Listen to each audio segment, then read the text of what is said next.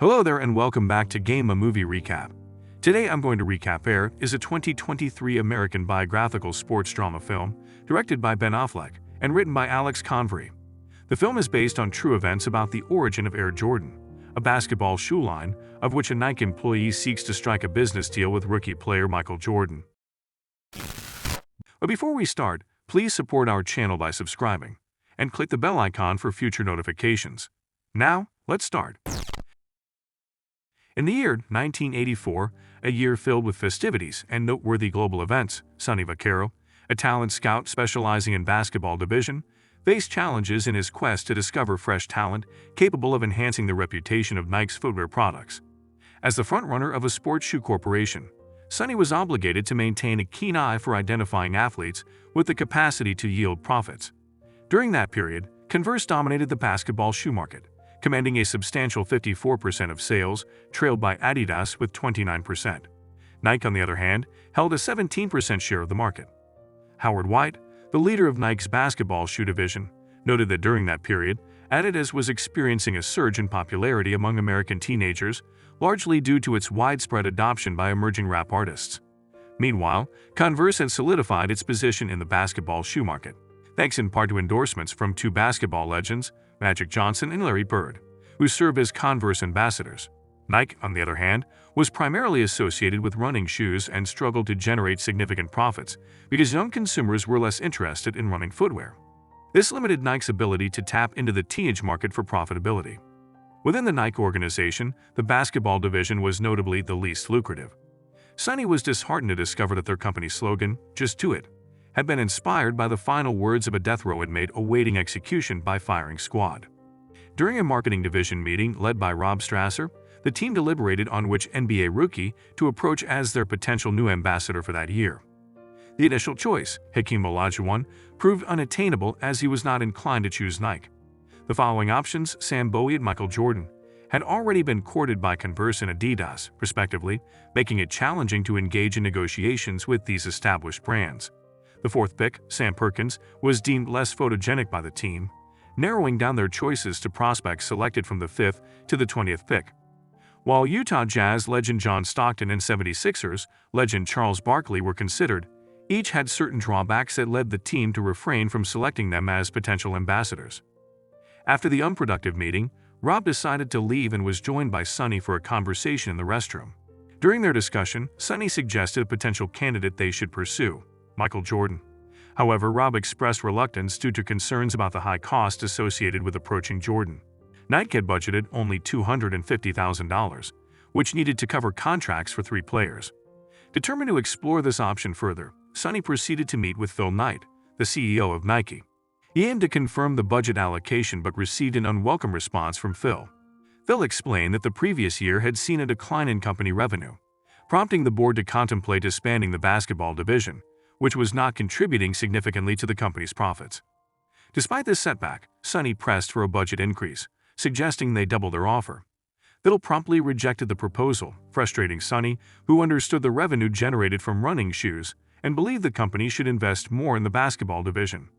Phil countered by explaining that people wear basketball shoes primarily for playing basketball, while running shoes have versatile uses, making them more profitable. Sonny continued to advocate for the profitability of basketball, but Phil responded with a less enthusiastic philosophy centered around running. The meeting resumed, only to once again hit a standstill. Sonny continued to conduct his survey, diligently observing individuals who served as ambassadors for cereal products, among others. He also made sure to inquire about up-and-coming basketball players. One evening at Sonny's home, he found himself watching 2 programs simultaneously. The first featured an advertisement for a tennis racket with Arthur Ashe as its spokesperson, emphasizing the product's adaptability to the user's style. The second showcased a video clip of Michael Jordan making a game-changing score for North Carolina. Sonny was profoundly impacted by this sight, watching the scene repeatedly. The following day, Sonny eagerly visited Rob's office and shared what he had witnessed the previous night. Rob remained unimpressed, but Sonny offered a different perspective on what he had observed. In that pivotal moment, the ball wasn't handed off to James Worthy, the seasoned player, but rather to Michael Jordan, an 18-year-old teenager. Sonny sensed that the coach had entrusted the critical seconds to a teenager without the weight of significant expectations. Sonny detected a unique aura of greatness surrounding the young Michael Jordan, which further fueled his determination to recruit him. Sonny was willing to go to great lengths to secure Michael Jordan's signature and showed no interest in the other three players. Rob, however, staunchly rejected the proposal because he didn't want to rely solely on a single player. The budget needed to be allocated among three players, and there was the concern that if they offered $250,000, Adidas might match it, jeopardizing their chances of securing an ambassador if they pursued only one player. Sonny decided to share his idea with Howard White, though he was skeptical that Phil would approve of Sonny's proposal. Sonny, on the other hand, remained undeterred. His primary focus was on how to approach Michael Jordan, who had openly declared his loyalty to Adidas. Moreover, there was another challenge they needed to address before approaching Michael Jordan, his agent. Sonny reached out to David Falk, Michael Jordan's agent, and requested a meeting with Michael Jordan. David was forthright in stating that this would not be an easy task. Michael Jordan had made it clear that he had no interest in meeting with anyone from Nike. Sonny attempted to persuade David by reminding him of Adidas's controversial history, which included its association with the Nasses, suggesting that contracting with a brand like that wouldn't align with Michael Jordan's image. David was visibly annoyed and eventually confirmed to Sonny that Michael Jordan would only consider meetings with Converse and Adidas, where they would finalize the agreement. When asked about Adidas's current offer, David disclosed that it was around $200,000. Sonny found himself in a dilemma because he knew that such a large sum of money was unusual for a rookie player. However, he assured Phil that he was willing to stake his career on securing the deal. Sonny invited Phil to remember their company's initial slogan, one that dared to take risks and gamble. While Adidas and Converse were ready with their official offers, Nike had yet to prepare one. Phil wished to meet with Michael Jordan before making an official offer, a stance that contradicted David Falk's insistence that they only entertained meetings with brands that had submitted official offers. Sonny decided to approach George Raveling, the coach of the American Olympic team and someone close to Michael Jordan, for insights. George revealed that Michael Jordan had expressed his reluctance to join Nike because he didn't find their shoes appealing, even though Nike was willing to offer a bonus and his dream car as part of the deal. Michael Jordan's loyalty clearly lay with Adidas. Despite his team's sponsorship by Converse, he continued to wear Adidas shoes during training and only switched to the sponsor's shoes right before matches. George pointed out that the key decision-maker regarding Jordan's agreement was his mother, Dolores Jordan. Sonny contemplated going directly to Michael Jordan's family, but George cautioned that such an unethical move could cost him his job. Sonny understood the potential consequences and was prepared to risk everything to secure the deal. He conveyed this determination to Howard White, who recognized Sonny's unwavering commitment to the cause and refrained from prohibiting it. Understanding the gravity of the situation, Sonny traveled to North Carolina and was warmly received by Michael Jordan's father, while it was evident that Dolores Jordan held the household's decision-making authority. At this point, Sonny had not yet met Michael Jordan in person, and Dolores wanted to be convinced by Sonny before any such meeting would occur. Sonny attempted to sway Dolores's position by highlighting the potential benefits of joining Nike. He explained that if Michael Jordan signed with Converse, he would simply be one among many great players they sponsored. If he chose Adidas, the company was currently grappling with significant issues after the passing of Adi Dassler. However, if Michael Jordan joined Nike, he would be the center of attention and receive special treatment. This explanation didn't sit well with everyone present, and David Falk reacted strongly, expressing anger at Sonny's perceived impoliteness. Despite this, he conveyed a message from Dolores that Michael Jordan was willing to meet the following Monday night. Phil was also furious with Sonny's behavior, feeling that Sonny had overstepped his role as CEO. Despite his anger, he allowed Sonny to proceed with the meeting, but he still had reservations about making an official offer. He intended to contemplate it and even considered canceling the meeting. Nonetheless, Sonny pressed forward and informed Rob about the upcoming meeting with Michael Jordan, eliciting Rob's excitement. Sonny wasted no time and entered the creative room, urgently requesting a prototype shoe to be created for presentation to Michael Jordan. He emphasized that the shoes should be custom designed to capture Michael Jordan's charisma and unique characteristics, with a focus on design aesthetics over functionality. The designer was given only a few days to complete this task. Michael Jordan eventually held his first meeting with the Converse company, during which he was shown impressions of Converse advertisements featuring Magic Johnson, Larry Bird, and Julius Erving. Dolores began to grasp that her son would be relegated to the fourth spot in the company's roster of endorsers, and she started to comprehend the point Sonny had made during their previous conversation. Back at Nike, the designer, Peter Moore, had finished the prototype shoes for Jordan. However, there were some aspects that didn't meet expectations. The color was too plain, predominantly white. Peter explained that the design had been tailored to meet NBA regulations, which required all players' shoes to be predominantly white in color. Any violation of this rule would result in a hefty fine of $5,000 per game for the player. Rob then proposed that they incorporate the dominant red color in line with the Chicago Bulls team colors, and it would cover all the fines that might be imposed on Michael Jordan for not adhering to the predominantly white shoe rule. They all agreed to this proposal and set to work.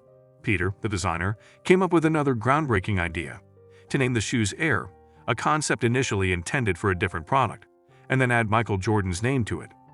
This marked the birth of Air Jordan, which would go on to become the legendary basketball shoe by Nike. The trio worked tirelessly, often staying late at the office and even coming in on weekends to finalize the presentation before their meeting with Michael Jordan. Peter had completed the final design, one that left everyone in awe.